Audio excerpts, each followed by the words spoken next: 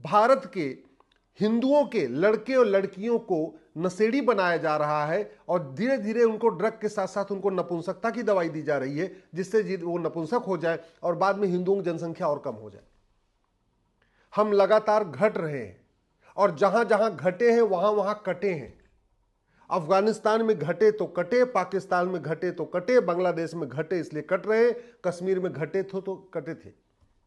और घटने का मूल कारण है लव जिहाद, लैंड जिहाद, ड्रग जिहाद, घुसपैठ जिहाद, धर्मांतरण जिहाद और जनसंख्या जिहाद। एक तरफ प्रतिदिन 10,000 हिंदुओं का धर्मांतरण हो रहा है, दूसरी तरफ 6 करोड़ घुसपैठिए भारत में इस समय अपना अड्डा बना चुके हैं, तीसरी तरफ 90,000 बच्चे रोज पैदा हो रहे हैं, उसमें हिंदू मात्र 50% है, लगभग 45,000 है। विश्वास नहीं है तो किसी भी सरकारी हॉस्पिटल में सुबह जो पर्ची कटती है जाके लगा देख लीजिए, वहां लाइन लगी रहती है। या किसी गवर्नमेंट डिपार्टमेंट में, गवर्नमेंट हॉस्पिटल का जो गायनोलॉजी डिपार्टमेंट होता है जहां लेडीज डॉक्टर बैठती हैं, उनसे जाके पूछ लीजिए कि दिन भर में उन्होंने कितने लेडीज का ट्रीटमेंट किया है, उसमें से कितने % कौन है, आपको पता चल जाएगा। लव जिहाद चल ही रहा था, ड्रग जिहाद चल ही रहा था, घुसपैठ जिहाद चल ही रहा था, और अब बड़े प्लान्ड वे में धर्मांतरण जिहाद को और प्रमोट कर दिया गया। समाधान क्या है? क्या मंदिर बनाने से हिंदू सुरक्षित हो जाएगा? अगर आपको लगता है हां, तो हिंगलाज का जो मंदिर है वो पाकिस्तान में था, हिंदू सुरक्षित नहीं हुए, खत्म हो गए। आपको लगता है अगर मंदिर बनाने से हिंदू सुरक्षित हो जाएगा, तो हमारे 51 शक्तिपीठ में से 5 शक्तिपीठ बांग्लादेश में ही है। सुगंधा शक्तिपीठ, अपर्णा शक्तिपीठ, सुरेश्वरी शक्तिपीठ, भवानी शक्तिपीठ और महालक्ष्मी शक्तिपीठ, ये 5 शक्तिपीठ बांग्लादेश में है जहां हिंदू लगातार कट रहे। क्यों कट रहे? क्योंकि हम वहां घट गए, और घटेंगे तो कटेंगे। ऐसे ही बांग्लादेश में ढाकेश्वरी मंदिर है, कांताजी मंदिर है, चंद्रनाथ मंदिर है, आदिनाथ मंदिर है, काल भैरव मंदिर है, ये बड़े फेमस मंदिर है वहां के। क्या वहां हिंदू के बच रहे? नहीं बच रहे। अगर आपको लगता है मूर्तियां बनाने से हिंदू बचेगा, तो दुनिया की सबसे बड़ी बुद्ध की मूर्ति अफगानिस्तान में थी, तालिबानियों ने तोड़ के उसके टुकड़े टुकड़े कर दिए। मूर्ति बची क्या? बिल्कुल नहीं। आपको लगता है गौशाला बनाने से हिंदू बचेगा?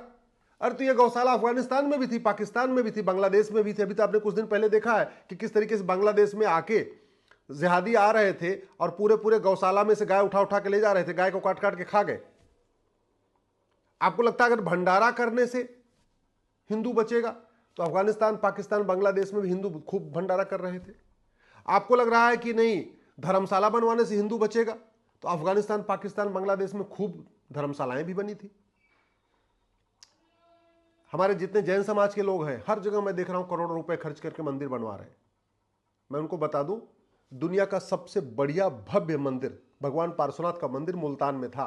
अब वहां नमाज पढ़ी जा रही है, उस मंदिर में मदरसा हो गया। वहां नौकार मंत्र नहीं होता, भगवान पार्श्वनाथ की पूजा नहीं होती है, भगवान पार्श्वनाथ की मूर्ति को उठा के फेंक दिया गया। तो आप जो काम कर रहे हैं, जरा एक बार सोचिए, तो आप कर क्या रहे हैं? आप कुछ भी कर लीजिए, गौशाला बना लीजिए, मंदिर बना लीजिए, धर्मशाला बना लीजिए, लंगर चला लीजिए, गुरुद्वारा बना लीजिए, बौद्ध मंदिर बना लीजिए, बौद्ध स्तूप बना लीजिए, जैन मंदिर बना लीजिए, शंकर जी का मंदिर बना लीजिए। ये जो कुछ आप कर रहे हैं, ये सब कुछ हमारे पूर्वज कर चुके हैं। आप कुछ नया नहीं कर रहे।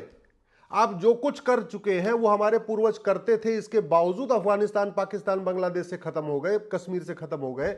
इसका मतलब हमें कुछ और करने की जरूरत है, और यह है कि हमें घर वापसी कराने की जरूरत है। हमें यहां पे जनसंख्या नियंत्रण कानून की जरूरत है। हमें ड्रग्स जिहाद के खिलाफ कठोर कानून की जरूरत है। फांसी देने के लिए कानून बनाने की जरूरत है। हमें लव जिहादियों को, ड्रग्स जिहादियों को, घुसपैठ जिहादियों को, धर्मांतरण कराने वाले जिहादियों को और उनके मददगारों को फांसी देने के लिए कानून की जरूरत है। जो देशद्रोहियों की मदद करते हैं, गद्दारों की मदद करते हैं, उनकी 100% संपत्ति जब्त करने, नागरिकता खत्म करने, आजीवन कारावास, फांसी देने के लिए कानून बनाने की जरूरत है। 80% घुसपैठी अपने आप भाग जाएंगे, एनआरसी करने की जरूरत ही नहीं पड़ेगी। केवल सरकार घुसपैठियों और उनके मददगारों पे 5 धाराएं लगा दे, एनएसए लगा दे, यूएपीए लगा दे, वेजिंग वॉर लगा दे, देशद्रोह लगा दे, गैंगस्टर एक्ट लगा दे। केवल सरकार इतना करना शुरू कर दे, घुसपैठियों और उनके मददगारों की 100% संपत्ति जब्त करने, उनकी नागरिकता खत्म करने, उनको आजीवन कारावास, फांसी देने के लिए कानून बना दे। मैं कह रहा हूं 80% घुसपैठी अपने आप भाग जाएंगे। भय बिन होय न प्रीत, भगवान श्री राम ने कहा था। सठे साठम समाचरित, भगवान कृष्ण ने कहा था। ये जो धर्मांतरण चल रहा है ना, जैसे पंजाब में भी चल रहा है, दिल्ली में भी चल रहा है, यूपी, बिहार, बंगाल, हर जगह धर्मांतरण चल रहा है। क्यों चल रहा है? क्योंकि धर्मांतरण बहुत बड़ा अच्छा फायदेमंद धंधा है, बाहर से पैसा आ रहा है। तो जब तक विदेशी फंडिंग नहीं रुकेगी, हवाला के जरिए फंडिंग नहीं रुकेगी, धर्मांतरण होता रहेगा। तो फंडिंग भी रोकना पड़ेगा, चंदा नियंत्रण कानून भी बनाना पड़ेगा। दूसरा, धर्मांतरण को राष्ट्र की सुरक्षा के लिए खतरा घोषित करना पड़ेगा, देश की एकता अखंडता के लिए खतरा घोषित करना पड़ेगा, धर्मांतरण को इनडायरेक्ट वॉर घोषित करना पड़ेगा, धर्मांतरण को ऑर्गेनाइज क्राइम डिक्लेयर करना पड़ेगा, धर्मांतरण को देशद्रोह घोषित करना पड़ेगा। इतना कर दे और धर्मांतरण कराने वाले मिशनरियों, जिहादियों और उनके मददगारों के खिलाफ एनसीए, यूएपीए, वीजिंग वॉर, देशद्रोह, गैंगस्टर लगाना शुरू कर दे, उनकी प्रॉपर्टी जब्त करना शुरू कर दे, आजीवन कारावास देना शुरू कर दे, नागरिकता खत्म करना शुरू कर दे। मैं कह रहा हूं 1 महीने के अंदर धर्मांतरण रुक जाएगा, पूरे देश में रुक जाएगा। ये जो पूरा ड्रामा चल रहा है ना, ये सब सारा ड्रामा बंद हो जाएगा। 90,000 बच्चे रोज पैदा हो रहे हैं। जब मैं जनसंख्या नियंत्रण कानून की बात करता हूं तो कुछ लोग कहते हैं अरे हिंदू तो मान लेंगे, कन्वर्टेड हिंदू नहीं मानेंगे। मैं कह रहा हूं कन्वर्टेड हिंदू भी मानेंगे। करना क्या है, आप संविधान का आर्टिकल 11 पढ़िए। संविधान का आर्टिकल 11 कहता है कि नागरिकता कानून बनाइए, जिसमें नागरिकता देने की कंडीशन सेट करिए, नागरिकता वापस लेने की कंडीशन सेट करिए। और इसके बाद नेहरू जी ने 1955 में कानून बनाया भी, लेकिन इतना घटिया कानून है कि आज तक सबको नागरिकता मिली, किसी की नागरिकता गई नहीं। मैं कह रहा हूं इसी कानून में एक धारा जोड़ दीजिए, जो हम दो हमारे दो सबके दो नहीं मानेगा, उसकी नागरिकता खत्म हो जाएगी।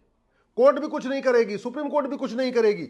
और जब ये खौफ पैदा होगा कि अगर हम दो हमारे दो नहीं मानने पे नागरिकता खत्म हो जाएगी, मैं गारंटी के साथ कहता हूं सब हम दो हमारे दो मानेंगे। कानून कमजोर रहेगा तो लोग नहीं मानेंगे, कानून कठोर होगा सब मानेंगे, 100% मानेंगे।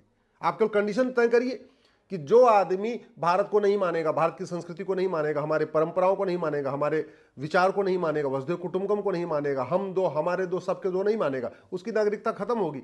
मैं कल से कह रहा हूं सब वंदे मातरम का सम्मान भी करेंगे, भारत माता की जय भी बोलेंगे, और एक पति एक पत्नी का नियम भी पालन करेंगे, और सब दो दो बच्चे करेंगे। ये मैं गारंटी लेता हूं। बस कानून बनाइए ना, और संविधान तो कहता है आर्टिकल 11 कानून बनाइए, हमने बनाया नहीं। कोई भी समस्या लाइलाज नहीं है, भारत की कोई भी समस्या वर्ल्ड वाइड नहीं है। और एक बात अच्छी तरीके याद रखिएगा, विकास करने से भारत नहीं बचेगा, विकास करने से सनातन धर्म नहीं बचेगा। विकास खूब किया था पंडित नंदराम टिक्कू ने, जो अफगानिस्तान के प्रधानमंत्री थे।